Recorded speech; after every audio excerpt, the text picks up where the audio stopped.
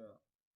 So, this is another Sam O'Nella video by Sam O'Nella Academy. This is Tarrare, the hungriest man in history. Let's get right into it.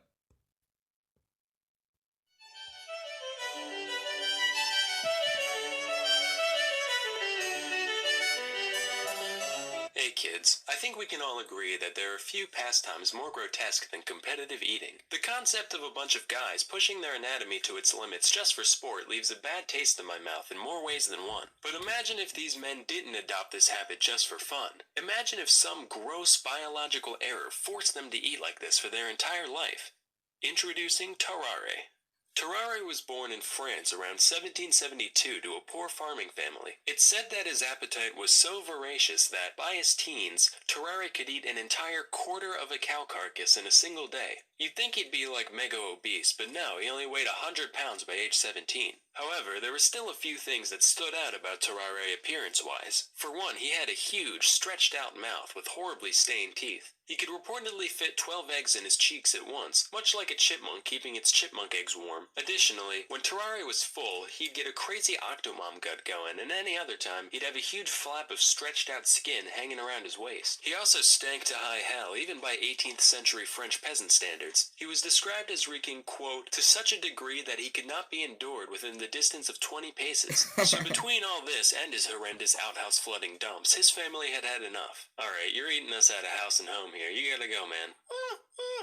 You heard me. Kick bricks, Froggy. Wow, he just called a French person a frog. That's so racist. No, it's not. They're all French. The guy just looks like a frog is all. Oh. Well, too late. I'm already offended. That's fair. Dislike. After leaving home, Tarrare was forced to beg and steal just to satisfy his gargantuan appetite. Inevitably, people began to take notice of him, and eventually he landed a job as a street performer in Paris. People would hand Tarrare entire baskets of apples, eggs, and even wine corks, and watch in delight as he horked them down without the slightest hesitation. Normally, this went off without a hitch, except for one time when he suffered a severe intestinal blockage. Fortunately, the crowd was kind enough to carry him to the hospital, where he was treated with the strongest laxatives the 18th century had to offer. I would draw what happened next, but it would probably get my channel deleted, so let's just picture it for a few moments. Moving on. Cut to the year 1792. This marks the beginning of the War of the First Coalition. Ever heard of it? Me neither. Who was in it? Fucking everyone. Anyway, Tarrare decided to enlist in the war. After all, maybe that profound emptiness he was feeling was just a lack of purpose in life. Turns out, no, he really was just psychotically hungry. Even after being granted quadruple rations, Tarrare would still be digging through the trash pile whenever he got the chance. After suffering extreme exhaustion, he was sent off to the military hospital in Souterrain. The staff there were so dumbfounded by the man's abilities that they decided to keep him there to run a few experiments. The first of which involved putting Tarrare in a room with a meal prepared for 15 people. Naturally, he ate the entire thing and immediately fell asleep. Next, they presented him with a raw eel. In response, Tarrare crushed the eel's skull between his teeth before slurping down the entire creature in one go.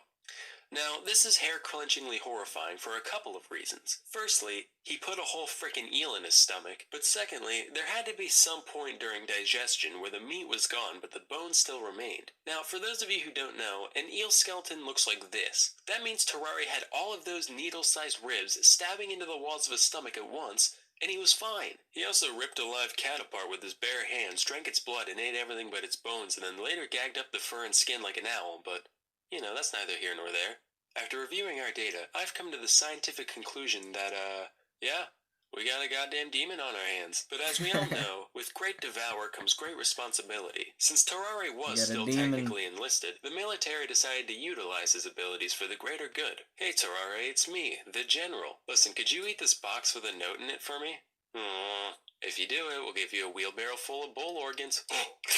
Lo and behold, 2 days later, he passed the container in mint condition and was given his reward as promised. With this proof of concept, they made him an official spy and sent him into Prussia with a document in his belly, to be delivered to an imprisoned French colonel. Unfortunately, there are a couple things Tarrare couldn't do that are generally important when sneaking into another country. A, he couldn't speak German, and B, it's pretty hard to maintain a low profile when you're running around like a madman wolfing down garbage and mutilating small animals. So he ended up being captured by the enemy. In Initially, he kept his mouth shut, for once, but after a whipping and a day in jail, Tarrare gave in. After confessing that he did, in fact, have vital intelligence snaking its way through his GI tract, the Prussians chained him to a latrine until the box emerged 30 hours later. The note wasn't actually anything important, so they just mock-executed him, gave him a severe beating, and sent him on his way. After all that, Tarrare returned to life at the hospital, desperate for a cure for his condition, but nothing they ever tried worked. Meanwhile, the man's endless hunger continued to get him into all sorts beating and sent him on his way. After all that, Tarrare returned to life at the hospital,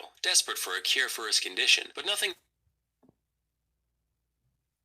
Tobacco pills, opium, tincture, vinegar, juice cleanse. Tell him to just quit being fat. Throat cork.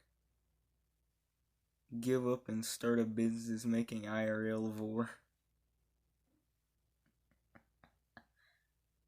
They ever tried worked. Meanwhile, the man's endless hunger continued to get him into all sorts of trouble. He'd often sneak out of the hospital to eat the scraps behind the local butcher and fight stray dogs in the alley for their precious garbage. He'd also seek out patients undergoing bloodletting in order to take all their life juice for himself. On several occasions, he was even caught attempting to eat bodies in the mortuary. By this point in my research, I was so desensitized to this guy that I didn't even bat an eye when I first read that. I was just like, alright.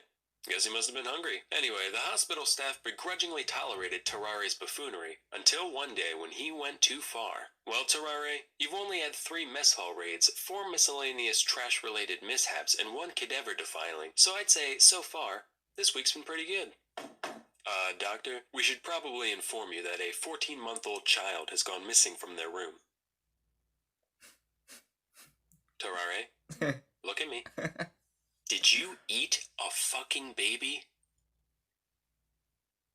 Tarrare was promptly kicked out of the hospital and spent 4 years out and about doing, whatever horrific shit you can imagine. When he came back, he was suffering from advanced tuberculosis and died shortly after arrival. During his autopsy, the surgeons found that, when they looked into his mouth, they could see all the way down his throat and into his stomach cavity. As you can imagine, his whole abdominal region was profoundly deformed. Basically, if this is a normal human, this is what they found inside Tarrare. Just like the man's mind, we can see that around 90% is devoted towards food and 10% towards everything else. So, moral of the story here is that, no, you know what, not even I can find anything resembling a moral here. Not all stories have a point to them. Sometimes they're just sad and disgusting from beginning to end.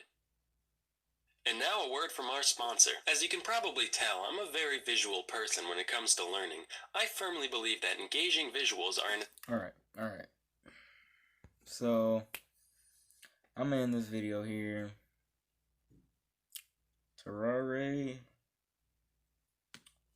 Well, I don't know what to say about him.